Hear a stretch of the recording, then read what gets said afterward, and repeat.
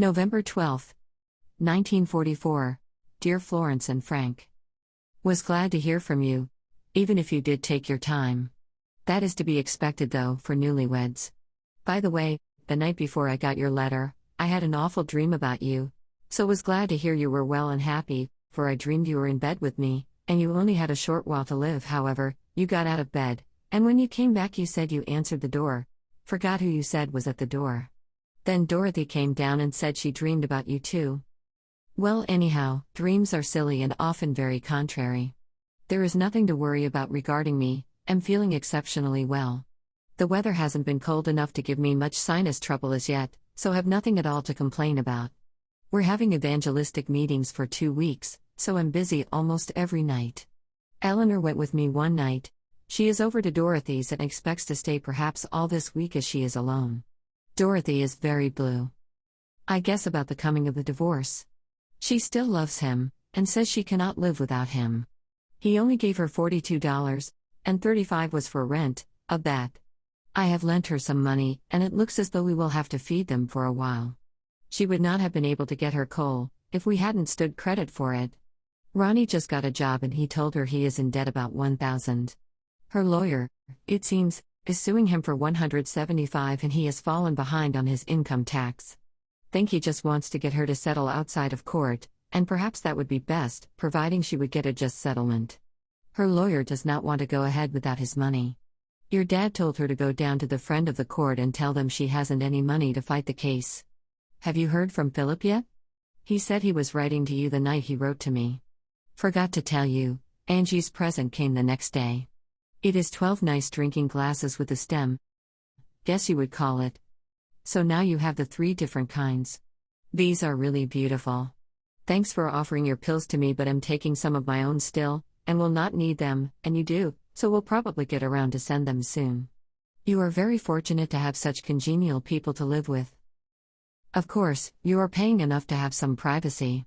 So Frank is getting better and better all the time, eh? Well, that is just fine and I hope you will do your part. Are you sure you weren't playing possum Sunday morning? Your insurance man was here but I didn't have to give him anything this time. It will be due a week from this Monday. It will be $1.68 for 4 weeks then. I may send you a form to sign to turn in the other one when they bring it to me. It would be nice if you could come home for Thanksgiving, but it is an expensive trip and gas is so hard to get, so use your own judgment. Much love to both of you. Excuse scribbling and mistakes. Mom. Over. In case you haven't got it, here is Phillip's address. FOT 65945 2nd. H Box 797, Cortland AF, Cortland, Alabama. Bye now. P.S. You better mention Delphine. She thinks you should. Forgot to mention, Barbara down the street, by Evelyn's, died with cancer of the brain. Leaving little Ronnie and Betty. Sunday, November 19th, 1944. Dear Florence and Frank, hi kids. How are you coming along? Am wondering what next Frank is going to have pulled or taken out. Hope he will be okay by this time. You should have gone with him and had yours out. Have you been having any more trouble with your throat?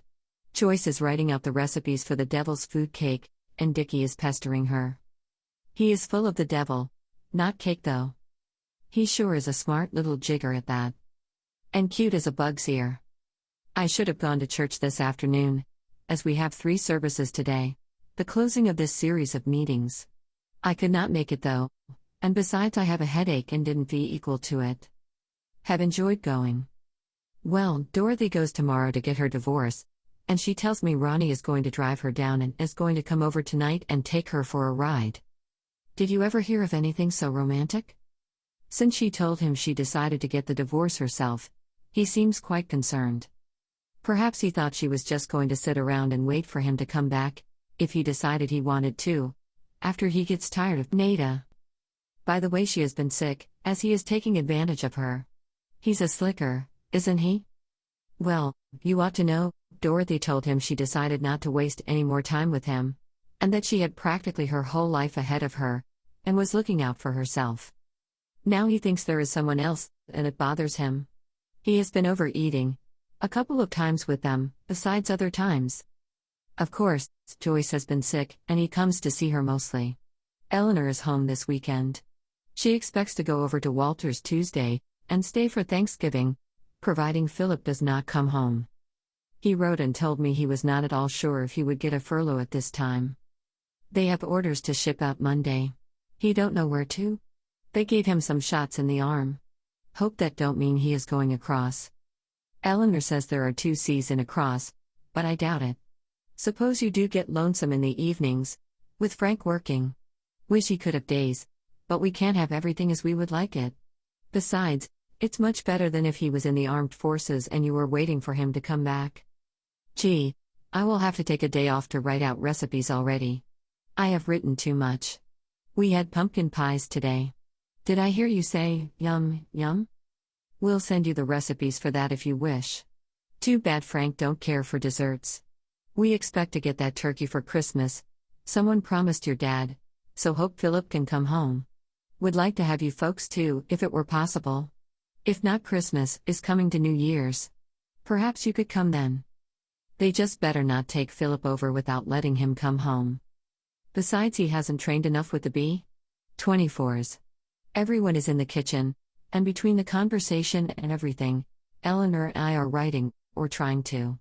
We'll close for this time, as things are getting too hot. Dickey and Janet are fighting over some pop, consequently, a glass got broken and some got spilt. Bye, baby. Love to both of you. Mom. Forgot to tell you, Joyce has some kind of colitis, the doctor said. She hardly eats anything, and when she does, it just comes up. She is some better, in fact, she has been up and down all week. I have had her down with me most of the time. We're giving her some pills the doctor prescribed over the phone. Her dad is going to take her to the hospital for an examination soon, I hope. Devil's food cake, 1 cup sugar, ½ cup shortening, 1 egg, 2 cups sour milk, 1 teaspoon baking soda, 1½ cups flour, 4 tablespoons vanilla, 1/3 cup boiling water. Should be real thin. From Joyce. Don't mind my writing. Joyce XXXXXXXXXXXXXX. Detroit, November 30th, 1944. Dear Florence and Frank. Received your letter a few days ago and meant to answer sooner but slipped. Guess we are all taken up with Phillip being home, etc. We do not see much of him though, as he is out every night and sleeps until noon. Anyhow, it is nice to have him home again. Sorry now you didn't come home for Thanksgiving, as you could have stayed to see him. He came about 8:30 p.m. Saturday. Don't see why they couldn't have told him he was coming in the first place. I'm sure you had a lovely time with Frank's folks though, perhaps a great deal better than if you were home. We didn't even have a turkey. I waited to see if your dad was going to get the one he promised to, and he didn't. So it was too late to get much of anything.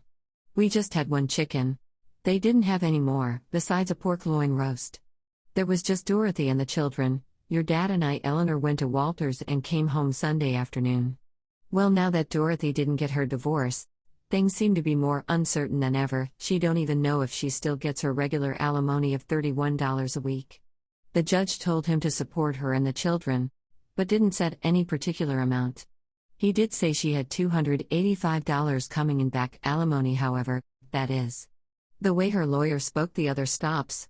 He told her when she had some money for him, to come down and he would give her a slip to take to the friend of the court. Don't know how she will collect the $285, unless she does as the judge said, put him on probation. Elenore and I are alone tonight. Your dad went to the show. He said the house was too hot. Guess I will get it hot often, as it seems so peaceful when he is gone, as you well know. Well, by the time I put all the enclosures in, it will be heavy enough. So we'll sign off for now. Sorry to put this telephone bill in, but I have no one to help me with the bill now, and it is hard going with the coal now to buy. Take care of Frank and yourself. You should be able to get lots of rest now. Hope you both are feeling better. Love from all. Mother. December 11th, 1944. Dear Florence and Frank. Just got your letter today, so will endeavor to write you a few short lines. Just finished writing to Phillip, as I got from him today. Thought you would be anxious to get his address. He has been assigned to a B-29 as co-pilot, just while he is there. Then I take it, He might even be the pilot on it after that. He says he may only be there about 2 weeks more, then move again. Well, tonight, I invested in a $15 nebulizer, with that solution inhalant. It seems to be highly recommended. It is what Audrey Merle said to get. Also, some man told your dad how it helped him. The man came all the way over from Highland Park to bring it himself, as he likes to explain about it and see the patient. He told me I was not eating properly, and I seem to have too much acidity in my system. I must drink lots of water, and should lay off tea and coffee. Then he tells me, milk is mucus forming and was meant only for cows. He really has me a little confused as what to eat. I really stopped it almost instantly when he gave me the treatment. Had been having it almost constantly day and night and am really quite worn out. Here is hoping it continues to work. The stuff is $5 an ounce. Had to borrow the money from Elenore, but your dad is getting a small loan, as he just had to pay something like $48 on his 1943 income tax, which left him flat broke. It looks as though we wouldn't have much to spend for presents. I think what you put in Phillip's box was swell and plenty, without giving him $5 besides. If you are getting anything for Joyce and Janet, providing you didn't already, I would suggest some decent underwear, slips, panties, etc. Janet had to stay home from school because she didn't have any galoshes to wear. We had a slushy snowstorm last night. She has some though, I guess, but can't find them. I'm looking forward to seeing you Christmas. We'll try not to get nervous about it though, as this man said that was one of my difficulties. Excuse the scribbling, as I am in a hurry to get to bed. I'm starting to wheeze, so will give myself a treatment. Think you folks are spending too much on Christmas presents. Lots of love. Mom. Address FO Phillip S. Calling T65945 Prov Square B 2nd AP Classification, Routing Pool Loft, Lincoln, Nebraska. January 10, 1945, Dear Florence. Got your letter and one from Phillip yesterday. I answered Phillip's, but was too tired when I got through to write you. Anyhow, was waiting to see if your scarf was found, but as yet, it don't look like it. Evelyn said she would have Dorothy call and let me know. Dorothy had Frank's pen in her purse and said she didn't know how it got there. She remembers borrowing Eleanor's once. So we had better get it off to him regardless of the scarf. Hope I can find a box. Well, don't worry about me, I am all right, and getting after old man Dirt. It seems to me though, that I am thinner than ever and extremely nervous. Washed the kitchen curtains and had to put them through about a dozen waters. Wow, were they filthy. Actually, my house has never been so dirty in all my life. But there will still be dirt to fight after I am gone, so why worry? The first morning after you went, I spent most of the morning scouring pans and the kettle, got my gas burner adjusted so that solved that problem. In the afternoon I took a chill, and had a fever all evening, must have been from my kidneys. Then to finish off, the bridge of my nose got sore from some infection and was swollen on both sides. It broke in a few days, however, and have felt better since. Had Mrs. Harrison come over and iron a basket full of clothes to help out. Guess Elenore was sure sick of her job, and it was hard on her. Dickey is a day's work in itself. He surely can exasperate one. No toys for him, he is bent on mischief. Elenore and Dorothy just went to the uptown. Dorothy is still waiting for a nice day to go downtown and attend to her problems. Imagine her going to work? She would be out every other day. She is still using our coal and I'm afraid we are going to be out before more comes. Phillip writes that he is very busy in training with his crew. Gets up at 4 and was 9 hours in the air, at 20,000 feet, at 40 below zero. He expects to get another furlough in April. Well, that goes for all of our boys who are going through, like hazardous experiences. We should be ashamed to complain at little discomforts. Hope you didn't feel as though you weren't welcome at Christmas time, for I assure you, you were. It was just I felt badly to have you come home and work so much without anything prepared. You folks sure outdone yourselves in giving each of us such beautiful presents, besides the lovely cookies and candies. Well, I had my share of the last box of candy you left, and enjoyed them. So now, it is my turn to worry about you? Sorry you didn't have a chance to get built up yourself, before this happened. Well, take care of yourself, and tell Frank, I hope he feels better. My pocketbook was really swell and that lovely card, love Mom. January 17, 1945, Dear Florence. You are so slow in writing, have been wondering if you are sick again, with tonsillitis or something. How is Frank making out with his painful operations? Would almost think the cure was worse than the disease. Hope I didn't say anything in my letter to offend you. Remember, if it hadn't been for you folks, we wouldn't have had much of a Christmas at all. You at least brought us a little sunshine with your presents and the lovely gifts. Well, things are not running so very smooth. Elenore went on another rampage, and what she didn't say to me. Such nasty things, that I don't believe it will be possible for me to ever forget. Believe it started by Dorothy saying something about couch pillows. Then she thought about hers getting ruined. I told her it was between Joyce and Janet, spilling things on them. Then she blamed me for not taking care of anything, etc. And she let go of everything that was in her very bitter heart. Would think she would think of all the nice things that was showered upon her and Dickey at Christmas by all the relatives. I'll bet Dickey got about a dozen suits, besides sweaters, toys, and in fact, they both got about everything they needed. I allowed her $10 for the extra work she did for me, while I was sick, so that she was able to get a permanent, and hired Mrs. Harrison to do all the ironing, both hers and mine. She was able to put $25 in the bank this time, and is getting quite a nice little account started. Eddie sent her $16 to get a dress, and as she already bought one, she put that in the bank also. I'm glad she is able to do this, and she should appreciate it and be thankful. Wish all I had to do with what your dad gave me was to pay for the food we eat. She gets almost as much as I get too. Well, you know that I pay every bill except the rent, and I'm tickled if I come out even, which I usually do. Thanks to the Lord. We have about enough coal for one more day, and they will not be able to deliver us any until Monday. It goes pretty fast, with Dorothy using it, and she don't make any effort to do one thing about it. She says she will go down tomorrow. I hope so. Don't you go writing and say anything to her though, I will handle it myself. If it wasn't for the children, I would let her freeze until she got busy, one way or another. We didn't ask Elenore to bring her things over to us in the first place, and when we moved here, there was no alternative but to use them, and let Dorothy have our living room set in order, to make room for everything. I have worried myself sick over her stuff, and you know I tried to take good care of it.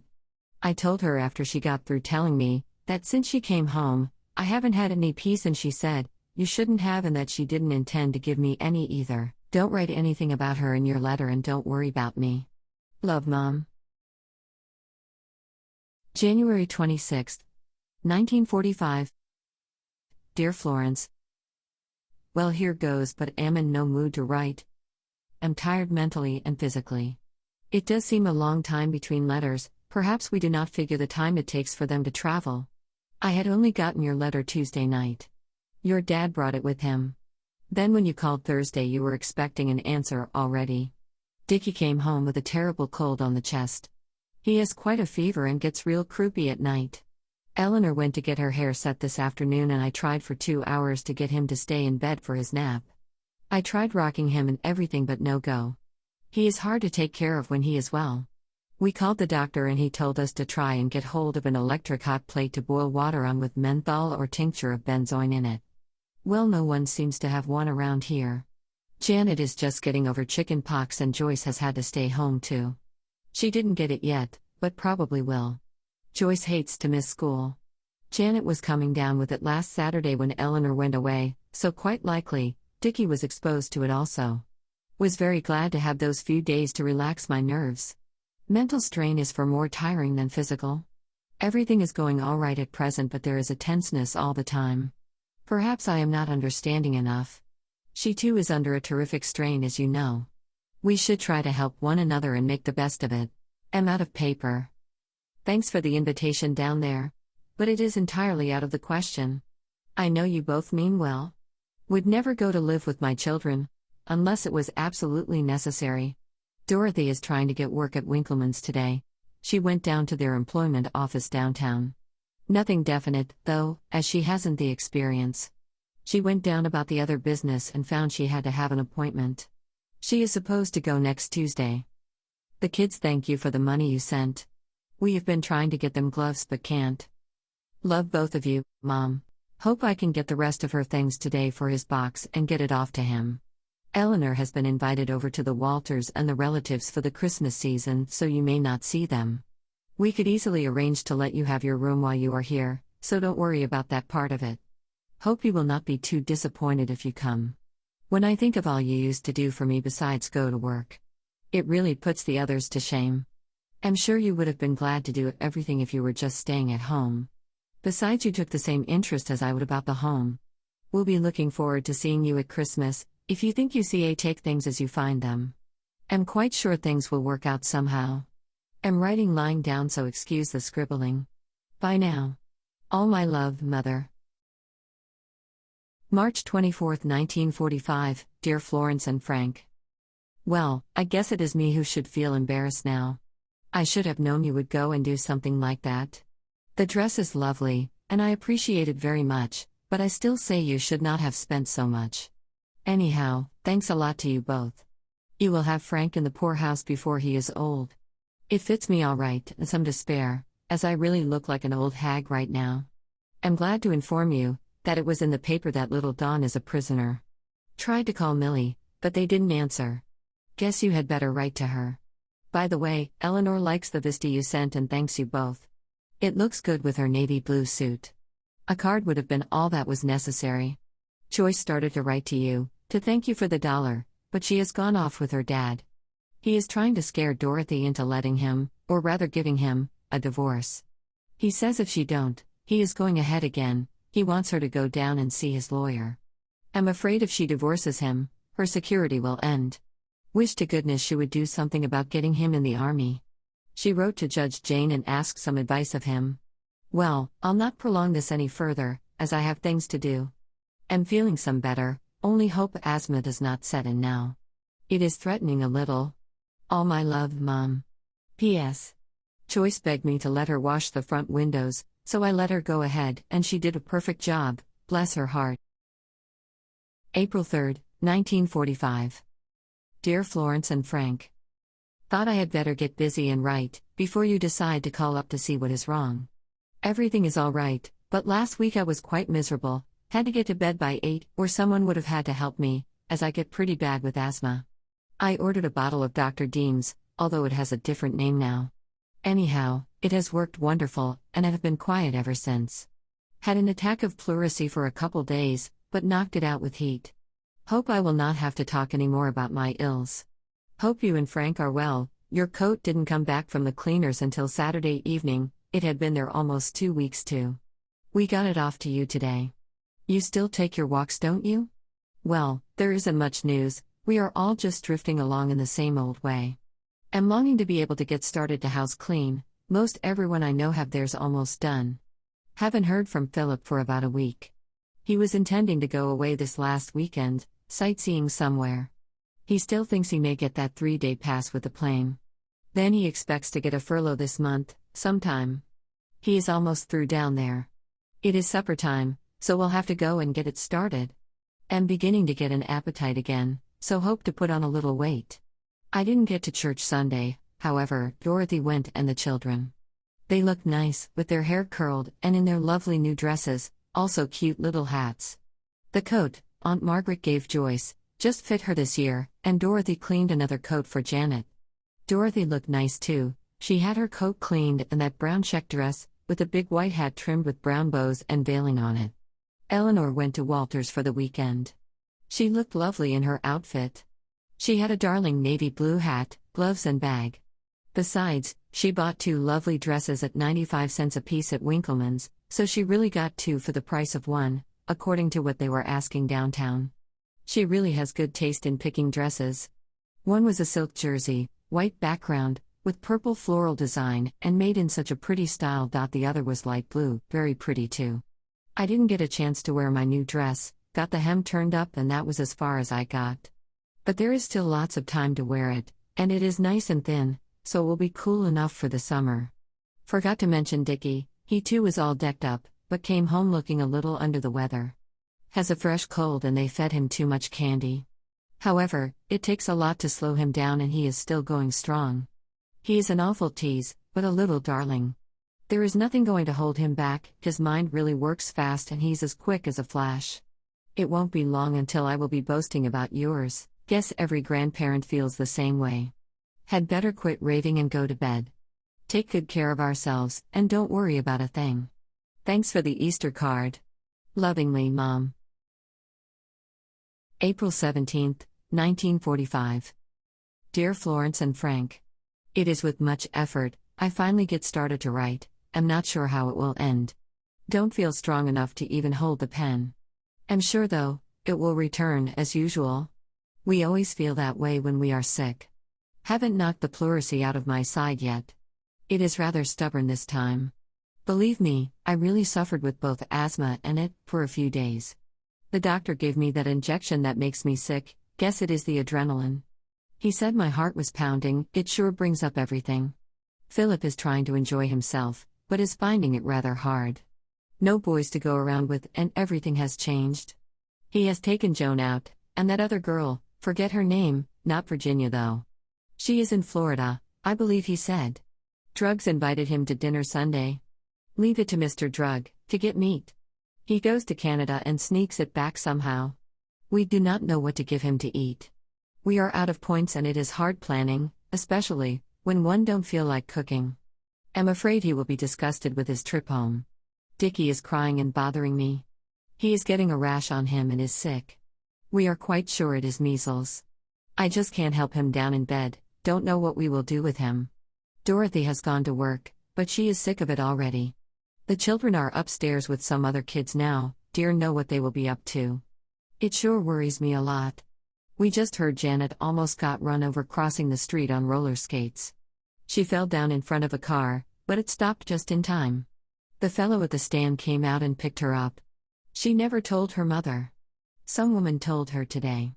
It's time to get supper, so we'll try to give Elenore a hand. I suggested scalloped potatoes, so it is up to me to fix them. She is sick of her job, and I don't blame her at all. Believe when I get better, I will go out to eat. Think it is cheaper. I put away $40 for eats, for 2 weeks, and it is all gone now. Elenore used one of her dollars today and payday about 3 days away. We never have anything in the house either. Think I am slowly starving for the right kind of food. Suppose I have done nothing but worry you by writing it at all. There doesn't seem to be anything pleasant to write about. You have enough to worry about right now, without our troubles, so please don't take things here too serious. Must go now. Elenore is groaning with Dickey, he is terribly cross. Take care of yourself. Much love, Mother. P.S. Helen has baby girl born about the same time as the president died. His death was sure a great shock. Wednesday, May 6, 1945.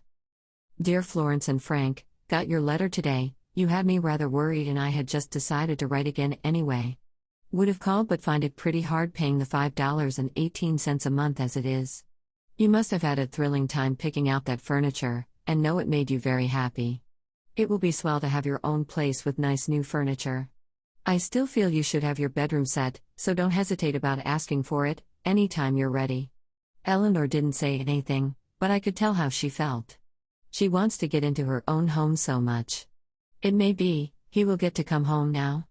Of course, she has a habit of looking on the dark side of things and as you know, she has a very envious disposition. This pen is awful. Have you heard from Phillip yet? He is in the hospital right now. He has strep throat.